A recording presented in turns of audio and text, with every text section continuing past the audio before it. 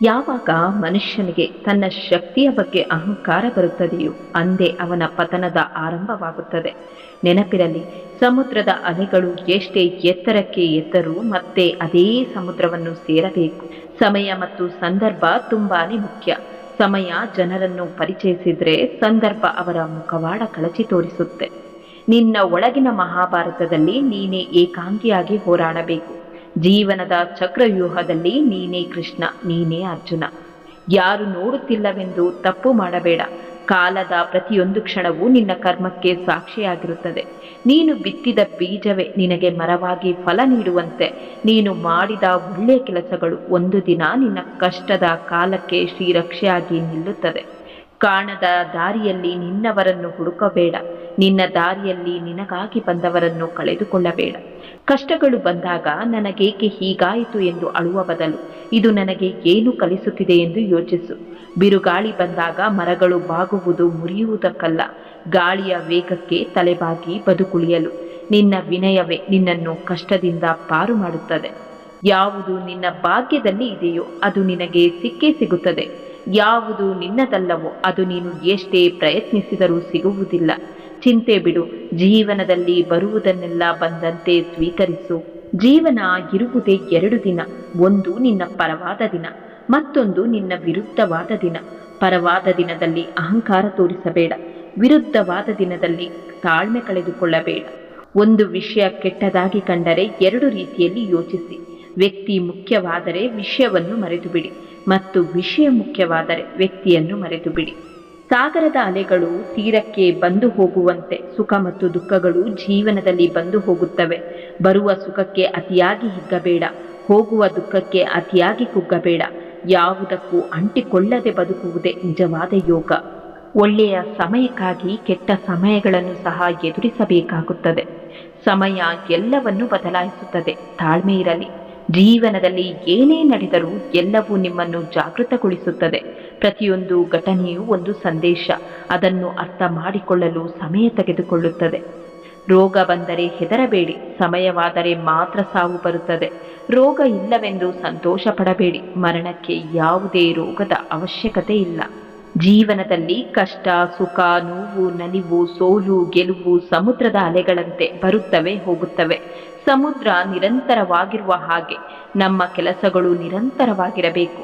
ಜೀವನದಲ್ಲಿ ಏನು ಬರುತ್ತದೆಯೋ ಬರಲಿ, ನಮ್ಮ ಕೆಲಸ ನಿಲ್ಲದಿರಲಿ. ನಿಮ್ಮ ನಂಬಿಕೆಯೇ ನಿಮ್ಮ ವ್ಯಕ್ತಿತ್ವ. ನೀವು ಏನನ್ನು ಗಾಢವಾಗಿ ನಂಬುವಿರೋ ಅದೇ ನಿಮ್ಮ ಜೀವನವನ್ನು ನಿರ್ಧರಿಸುತ್ತದೆ. ಬಿಟ್ಟು ಬಿಡು. ಬೇಡ ಎಂದು ಹೋಗುವವರಿಗಾಗಿ ಬೇಡಿಕೊಳ್ಳುವುದನ್ನು ಬಾಡಿ ಹೋದವು ಪುನಃ ಎಂದಿಗೂ ಅರಳುವುದಿಲ್ಲ. ಪಾರ್ಥ, ನಿನ್ನ ಸೋಲಿಗೆ ಕಾರಣ ನಿನ್ನ ಶತ್ರುಗಳಲ್ಲ, ಬದಲಾಗಿ ನಿನ್ನ ಮೇಲೆಯೇ ನಿನಗಿರುವ ಅಪನಂಬಿಕೆ. ಅಸಾಧ್ಯವಾದುದನ್ನು ಸಾಧಿಸುವ ಮೊದಲು ಅದು ಸಾಧ್ಯ ಎಂಬ ನಂಬಿಕೆ ನಿನ್ನೊಳಗೆ ಮೊಳಕೆಯೊಡೆಯಬೇಕು. ನಿನ್ನನ್ನು ನೀನು ಗೆದ್ದ ದಿನ ಜಗತ್ತೇ ನಿನ್ನ ಪಾದದಡಿಯಲ್ಲಿರುತ್ತದೆ. ಪರಿವರ್ತನೆಯೇ ಜಗದ ನಿಯಮ. ನಿನ್ನೆ ಬೇರೆಯವರದ್ದಾಗಿದ್ದು ಇಂದು ನಿನ್ನದಾಗಿದೆ, ನಾಳೆ ಇನ್ನೊಬ್ಬರದಾಗುತ್ತದೆ. ಬದಲಾವಣೆಯನ್ನು ಮುಕ್ತ ಮನಸ್ಸಿನಿಂದ ಒಪ್ಪಿಕೊಳ್ಳುವುದೇ ನೆಮ್ಮದಿಯ ಹಾದಿ. ನೀರಿನ ಮೇಲೆ ತೇಲುತ್ತಿರುವ ದೋಣಿಯನ್ನು ಬಿರುಗಾಳಿಯು ಹೇಗೆ ತನಗೆ ಬೇಕಾದ ದಿಕ್ಕಿಗೆ ಬಲವಂತವಾಗಿ ಎಳೆದುಕೊಂಡು ಹೋಗುತ್ತದೆಯೋ ಹಾಗೆಯೇ ಲೌಕಿಕ ವಿಷಯಗಳಲ್ಲಿ ಅಲೆಯುತ್ತಿರುವ ಇಂದ್ರಿಯಗಳ ಪೈಕಿ ಯಾವುದೋ ಒಂದು ಇಂದ್ರಿಯದ ಹಿಂದೆ ಮನಸ್ಸು ಹೋದರೂ ಸಾಕು, ಅದು ಮನುಷ್ಯನ ಬುದ್ಧಿಯನ್ನು ಅಪಹರಿಸುತ್ತದೆ. ಜೀವನದಲ್ಲಿ ಕೆಲವೊಮ್ಮೆ ಎಲ್ಲವೂ ಕಳೆದುಕೊಂಡಂತೆ ಕಾಣುತ್ತದೆ, ಆದರೆ ಅದೇ ಸಮಯದಲ್ಲಿ ನಾವು ನಮ್ಮನ್ನೇ ಕಂಡುಕೊಳ್ಳುತ್ತೇವೆ. ಕಳೆದುಕೊಳ್ಳುವುದು ಅಂತ್ಯವಲ್ಲ, ಹೊಸ ಆರಂಭದ ದಾರಿ. ಸಮಯ ಮತ್ತು ಸಂದರ್ಭ ತುಂಬಾನೇ ಮುಖ್ಯ. ಸಮಯ ಜನರನ್ನು ಪರಿಚಯಿಸಿದ್ರೆ ಸಂದರ್ಭ ಅವರ ಮುಖವಾಡ ಕಳಚಿ ತೋರಿಸುತ್ತದೆ. ನೀವು ಬಲಿಷ್ಠರು ಎಂದು ಎಲ್ಲಿಯವರೆಗೆ ತಿಳಿಯುವುದಿಲ್ಲ ಎಂದರೆ, ಯಾವುದಾದರೂ ನೀವು ಅಂದುಕೊಂಡ ಕಾರ್ಯವನ್ನು ಸಾಧಿಸಿದ ನಂತರ ನಿಮ್ಮೊಳಗೆ ಬರುವ ಆತ್ಮವಿಶ್ವಾಸದ ಉದಯದವರೆಗೆ. ಪ್ರಯತ್ನವಿರಲಿ. ಯಶಸ್ಸು ಒಂದೇ ದಿನಕ್ಕೆ ಸಿಗಲ್ಲ, ಆದರೆ ಒಂದಲ್ಲ ಒಂದು ದಿನ ಸಿಕ್ಕೇ ಸಿಗುತ್ತದೆ. ಜೀವನದಲ್ಲಿ ಎಲ್ಲ ಪಾಠಗಳನ್ನು ಪುಸ್ತಕವೇ ಕಲಿಸೋದಿಲ್ಲ. ಕೆಲವೊಂದು ಪಾಠಗಳು ನಾವು ನಂಬಿದವರು ಮತ್ತು ಸಂಬಂಧಗಳು ಕಲಿಸುತ್ತವೆ. ಯಾವುದಕ್ಕಾಗಿ ಚಿಂತೆ, ಯಾವುದಕ್ಕಾಗಿ ದುಃಖ ಪಡುತ್ತಿದ್ದೀಯಾ? ನಿನ್ನೆ ಇದ್ದ ಖುಷಿನೇ ಇವತ್ತು ಇಲ್ಲ ಅಂದ ಮೇಲೆ ಇವತ್ತು ಇರೋ ದುಃಖ ನಾಳೆ ಇರುತ್ತಾ? ಈ ಜಗತ್ತಿನ ಸೃಷ್ಟಿಯಲ್ಲಿ ಯಾವುದು ಕೂಡ ಶಾಶ್ವತವಲ್ಲ. ನೀನೇನು ಅಂತ ಗೊತ್ತಿರುವಾಗ ಯಾರ ಅಭಿಪ್ರಾಯಕ್ಕಾಗಿಯೂ ಕಾಯಬೇಡ. ಯಾಕೆಂದ್ರೆ ಎಲ್ಲರನ್ನೂ ಮೆಚ್ಚಿಸಲು ಹೋದರೆ ಮುಂದೊಂದು ದಿನ ಹುಚ್ಚನಾಗುತ್ತೀಯ. ಇಲ್ಲಿ ಮೆಚ್ಚಿ ಮಾತನಾಡುವವರಿಗಿಂತ ಚುಚ್ಚಿ ಮಾತನಾಡುವವರೇ ಹೆಚ್ಚು. ಜೀವನದಲ್ಲಿ ಕೆಲವೊಮ್ಮೆ ಎಲ್ಲವೂ ಕಳೆದುಕೊಂಡಂತೆ ಕಾಣುತ್ತೆ, ಆದರೆ ಅದೇ ಸಮಯದಲ್ಲಿ ನಾವು ನಮ್ಮನ್ನೇ ಕಂಡುಕೊಳ್ಳುತ್ತೇವೆ. ಕಳೆದುಕೊಳ್ಳುವುದು ಅಂತ್ಯವಲ್ಲ, ಹೊಸ ಆರಂಭದ ದಾರಿ. ಅವಕಾಶ ಮತ್ತೆ ಬಂದಾಗ ಮಾಡಿದ ತಪ್ಪನ್ನು ಮತ್ತೆ ಮಾಡಬೇಡ. ನಿಮ್ಮ ಪರಿಸ್ಥಿತಿ ಕೆಟ್ಟದಲ್ಲ, ನಿಮ್ಮ ಅದೃಷ್ಟವೂ ಕೆಟ್ಟದಲ್ಲ. ನಿಮ್ಮ ಸಮಯ ಸ್ವಲ್ಪ ಕಠಿಣವಾಗಿದೆ ಮತ್ತು ಅದು ಕೂಡ ಶಾಶ್ವತವಲ್ಲ. ಹಾಗಾದರೆ ಚಿಂತೆ ಮಾಡಲು ಏನಿದೆ? ಬಾಳುವುದಾದರೆ ಸಮುದ್ರದಂತೆ ಬಾಳಿ. ಬೇಕಾದವರು ನದಿಯಂತೆ ಬಂದು ನಿಮ್ಮನ್ನು ಸೇರುತ್ತಾರೆ. ಜೀವನದಲ್ಲಿ ಒಂದು ನಿಯಮ ಇಟ್ಟುಕೊಳ್ಳಿ: ನೇರವಾಗಿ ಮಾತನಾಡಿ, ಸತ್ಯವನ್ನೇ ಮಾತನಾಡಿ, ಮುಕ್ತವಾಗಿ ಮಾತನಾಡಿ. ನಿಮ್ಮವರು ಅರ್ಥ ಮಾಡಿಕೊಳ್ಳುತ್ತಾರೆ ಮತ್ತು ಸ್ವಾರ್ಥಿಗಳು ದೂರವಿರುತ್ತಾರೆ. ಜೀವನದಲ್ಲಿ ಶಾಂತವಾಗಿರಲು 2 ಉಪಾಯ: ಮರೆಯಲಾಗದಂತಹ ವ್ಯಕ್ತಿಗಳನ್ನು ಕ್ಷಮಿಸಿಬಿಡಿ, ಕ್ಷಮಿಸಲಾಗದಂತಹ ವ್ಯಕ್ತಿಗಳನ್ನು ಮರೆತು ಬಿಡಿ. ಇದು ಕಲಿಯುಗ. ಯಾರ ಶಾಪವು ಯಾರಿಗೂ ತಟ್ಟುವುದಿಲ್ಲ, ಆದರೆ ಅವರು ಮಾಡಿದ ಕರ್ಮ ಅವರಿಗೆ ತಟ್ಟೇ ತಟ್ಟುತ್ತದೆ. ಬಲ ಇದೆ ಅಂತ ಅಹಂಕಾರ ಪಡಬೇಡ, ಯಾಕೆಂದ್ರೆ ಕಲ್ಲು ನೀರಲ್ಲಿ ಬಿದ್ದಾಗ ಅದರ ಭಾರದಿಂದಲೇ ಅದು ಮುಳುಗುತ್ತದೆ. ಕೆಸರು ನೀರನ್ನು ಸ್ವಲ್ಪ ಹೊತ್ತು ಅದರ ಪಾಡಿಗೆ ಬಿಟ್ಟರೆ ತಿಳಿಯಾಗುತ್ತದೆ. ಬಿಸಿ ನೀರನ್ನು ಸ್ವಲ್ಪ ಹೊತ್ತು ಬಿಟ್ಟರೆ ತಣ್ಣಗಾಗುತ್ತದೆ. ಸ್ವಲ್ಪ ಕಾದರೆ ಎಲ್ಲವೂ ನಮ್ಮ ನಿರೀಕ್ಷೆಗೆ ತಕ್ಕ ಹಾಗೆ ಬದಲಾಗುತ್ತದೆ. ಆದರೆ ಕಾಯಬೇಕು, ಅವಸರ ಪಟ್ಟರೆ ಎಲ್ಲವೂ ಹಾಳು. ನಮಗಿಂತ ಮೇಲೆ ಇರುವವರನ್ನು ನೋಡಿ ದುಃಖ ಪಡುವ ಬದಲು ನಮಗಿಂತ ಕೆಳಗಿರುವವರನ್ನು ನೋಡಿ ದೇವರು ನಮ್ಮನ್ನು ಇಷ್ಟು ಇಟ್ಟಿದ್ದಾನಲ್ಲ ಎಂದು ಖುಷಿ ಪಡೋಣ. ಬದುಕಿನಲ್ಲಿ ಆಗಿ ಹೋಗಿರುವುದನ್ನು ಸರಿಪಡಿಸಲು ಪ್ರಯತ್ನಿಸಬೇಡ, ಅದು ಅಸಾಧ್ಯ. ಮುಂದೆ ಆಗಬೇಕಾದುದನ್ನು ಸರಿಯಾದ ರೀತಿಯಲ್ಲಿ ಯೋಚಿಸಿ ಮಾಡು, ಅದು ಸಾಧ್ಯ. ಇಟ್ಟ ಗುರಿ ಮುಟ್ಟುವವರೆಗೂ ಕೆಣಕುವವರನ್ನು ಇಣುಕಿ ಸಹ ನೋಡಬಾರದು. ಕರ್ಮದ ಆಟ ಆರಂಭವಾಗುವವರೆಗೆ ಮಾತ್ರ ಚಾಲಾಕಿತನದ ಆಟ. ಕರ್ಮ ನಗುತ್ತಾ ಹೇಳುವುದಂತೆ, ನೀನೆಲ್ಲೋ ನಾನಲ್ಲೇ. ತಾಳ್ಮೆ ಕೆಲವೊಮ್ಮೆ ಕಹಿ ಅನಿಸಬಹುದು, ಆದರೆ ಅದರ ಫಲ ಯಾವತ್ತೂ ಸಿಹಿಯಾಗಿಯೇ ಇರುತ್ತದೆ.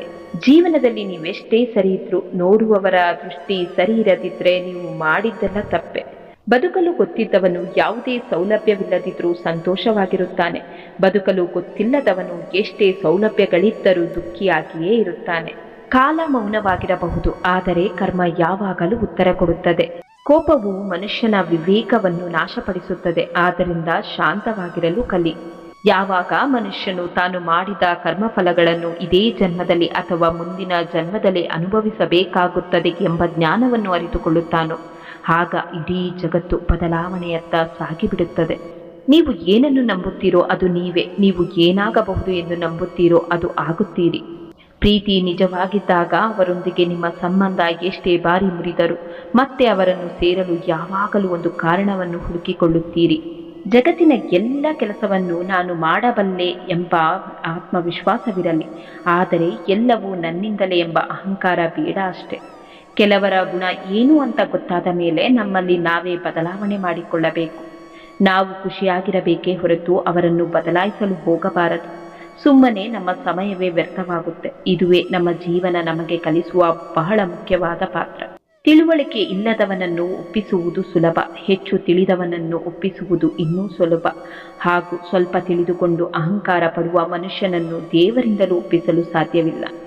ಯಾರಲ್ಲಿ ಒಳ್ಳೆತನವಿರುತ್ತೋ ಅವರನ್ನು ದೇವರು ಪರೀಕ್ಷೆ ಮಾಡುತ್ತಾನೆ, ಆದರೆ ಎಂದಿಗೂ ಕೈಬಿಡುವುದಿಲ್ಲ. ಯಾರು ಎಷ್ಟೇ ಸುಂದರವಾದ ವೇಷ ಹಾಕಿದರೂ ಪರಿಸ್ಥಿತಿಗಳು ಮತ್ತು ಕಾಲ ಅವರವರ ನಿಜ ಸ್ವರೂಪಗಳನ್ನು ಎಲ್ಲಿಯೋ ಒಂದು ದಿನ ಪರಿಚಯ ಮಾಡಲಿದೆ. ಅಧರ್ಮದ ದಾರಿಯಲ್ಲಿ ಶತ್ರು ಕೆಲವೊಮ್ಮೆ ಗೆಲ್ಲಬಹುದು, ಆದರೆ ಧರ್ಮ ಎದುರಾದಾಗ ಕರ್ಮ ಅವನನ್ನು ಸುಡುತ್ತಾ ಬರುವುದು. ಅವನ ನಿರ್ನಾಮ ತಪ್ಪಿಸಲು ಯಾರಿಂದಲೂ ಸಾಧ್ಯವಿಲ್ಲ. ಬಾಡದ ಹೂವನ್ನು ಬೆಳೆದವರ್ಯಾರು? ನೋವಿಲ್ಲದ ಜೀವನವನ್ನು ಕಳೆದವರ್ಯಾರು? ಮನಸ್ಸಿನಲ್ಲಿರುವ ನೋವುಗಳು ವಾಸಿಯಾಗುವುದಕ್ಕೆ ಬೇಕಾಗಿರುವುದು 2 ಔಷಧಿಗಳು, ಒಂದು ಕಾಲ, ಮತ್ತೊಂದು ಮೌನ. ಭಕ್ತಿಯು ಶ್ರೇಷ್ಠತೆಯ ಪರಾಕಾಷ್ಠೆಯನ್ನು ತಲುಪಬೇಕಾದರೆ ನಾವು ನಮ್ಮ ಮನಸ್ಸನ್ನು ಸಂಪೂರ್ಣವಾಗಿ ಶುದ್ಧಿಗೊಳಿಸಬೇಕು. ನಿರಂತರವಾಗಿ ಪ್ರಕಾಶಿಸುವ ಬೆಳಕನ್ನು ನೋಡಿ ಕತ್ತಲು ಭಯಪಡುವಂತೆ ನಮ್ಮ ಸ್ಥಿರವಾದ ಚಿಂತನೆಗಳನ್ನು ನೋಡಿ ಭಯವು ಕೂಡ ಹೆದರಬೇಕು. ಅರ್ಥ ಮಾಡಿಕೊಳ್ಳುವ ಮನಸ್ಸು ಮತ್ತು ಕೈ ಜೋಡಿಸುವ ಸ್ನೇಹ, ಇವೆರಡೂ ನಮ್ಮ ಬದುಕಿನ ನಿಜವಾದ ಆಸ್ತಿಗಳು.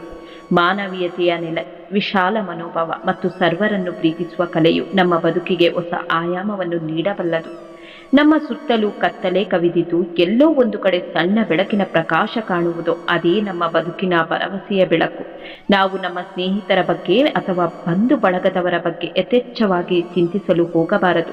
ಅದೃಷ್ಟವಿದ್ದರೆ ಮಾತ್ರ ನಮಗೆ ಅದೇ ಸ್ನೇಹಿತರು ಮತ್ತು ಅದೇ ಬಂಧು ಬಳಗದವರು ನಮ್ಮ ಬದುಕಿನ ಪ್ರತಿ ಕಠಿಣ ಹೆಜ್ಜೆಯಲ್ಲೂ ಜೊತೆಯಲ್ಲಿರುವರು.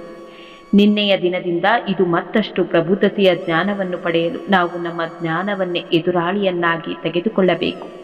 ನಿಷ್ಠೆ ಮತ್ತು ಭಯಭಕ್ತಿಯಿಂದ ಮಾಡುವ ಯಾವುದೇ ಕರ್ಮಗಳು ಎಂದೆಂದಿಗೂ ವ್ಯರ್ಥವಾಗಲಾರದು. ಪ್ರತಿಷ್ಠೆಯ ಕಾರಣದಿಂದ ಮಾಡುವ ಕರ್ಮಗಳು ಪರಮಾತ್ಮನ ಸಾರ್ಥಕತೆಯಿಂದ ಹೊರಗಿರುತ್ತದೆ.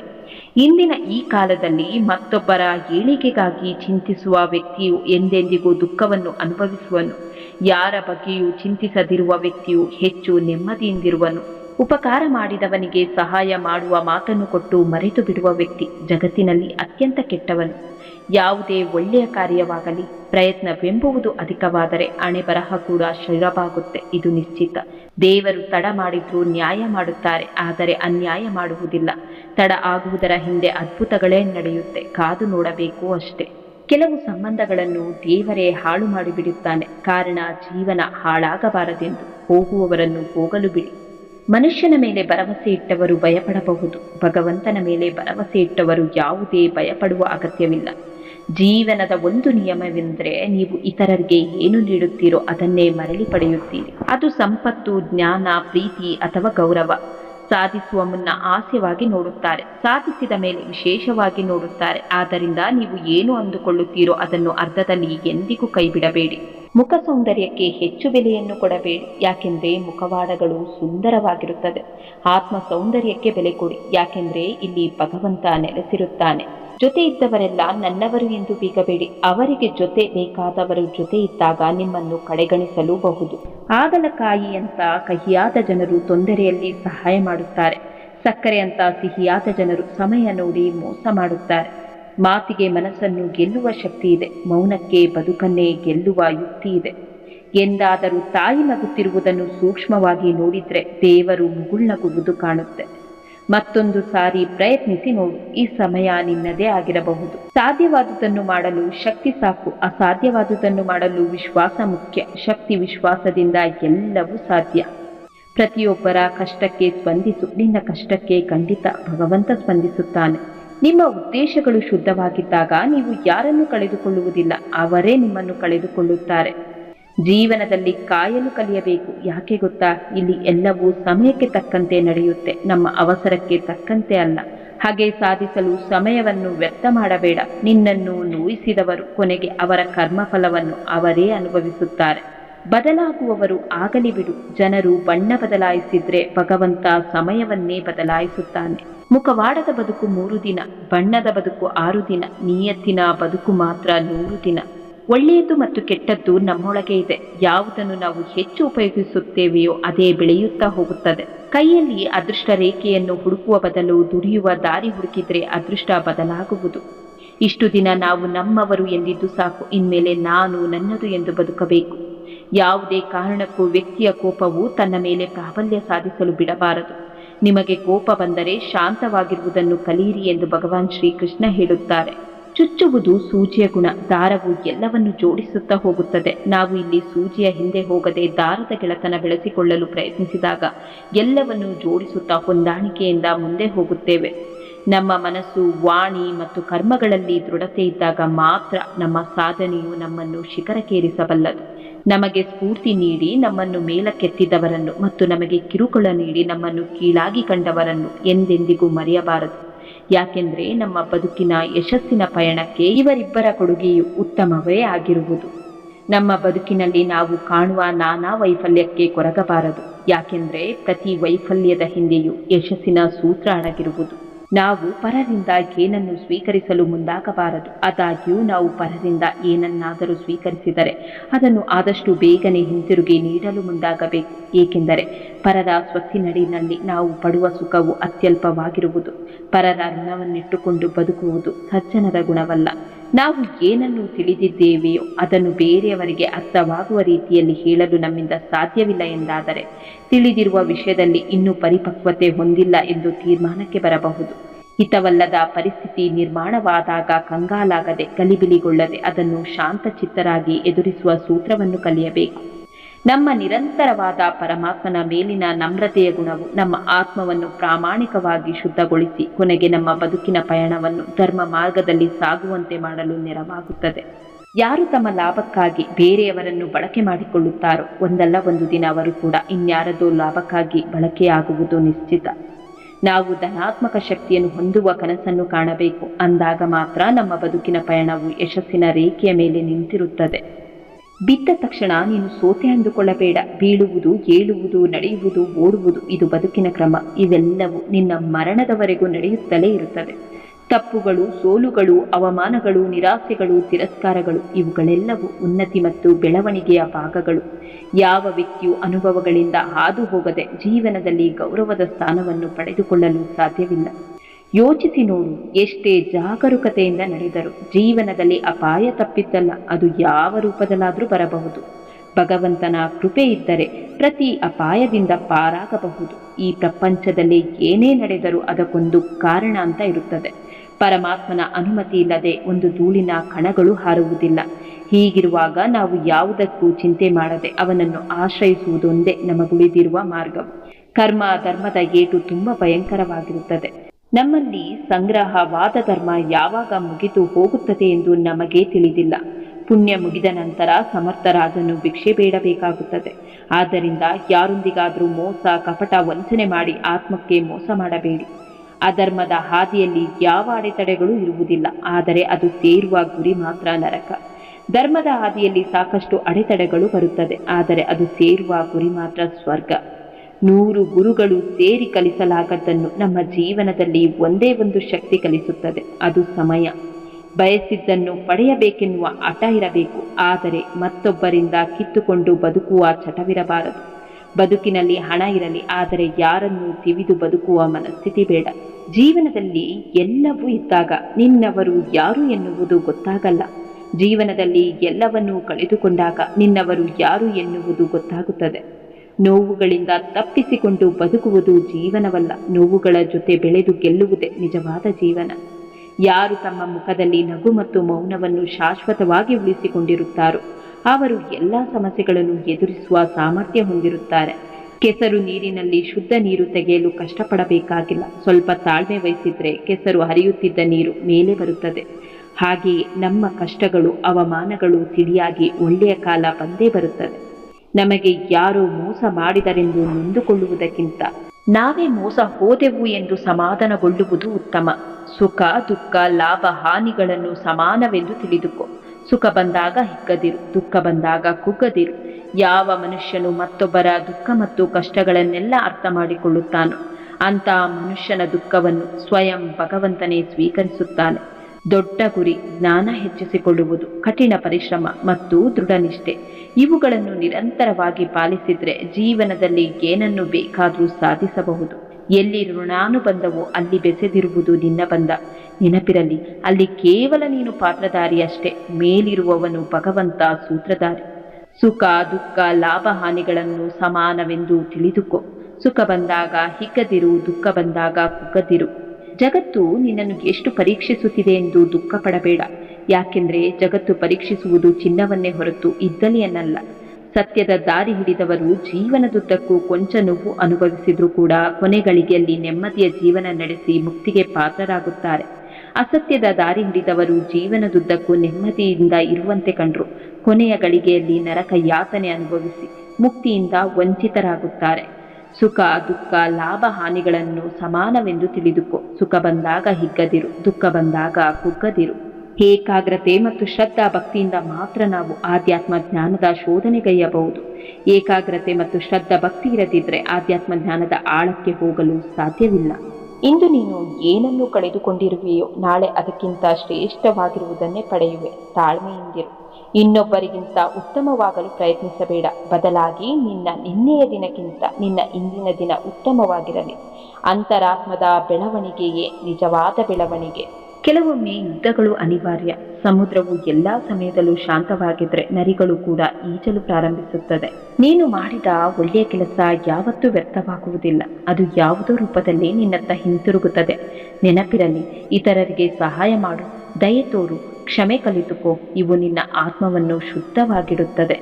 ಎಲ್ಲದರಲ್ಲೂ ಒಳ್ಳೆಯದನ್ನೇ ಹುಡುಕಿದ್ರೆ ಶಕುನಿಯಿಂದಲೂ ತಾಳ್ಮೆಯ ಪಾಠ ಕಲಿಯಬಹುದು.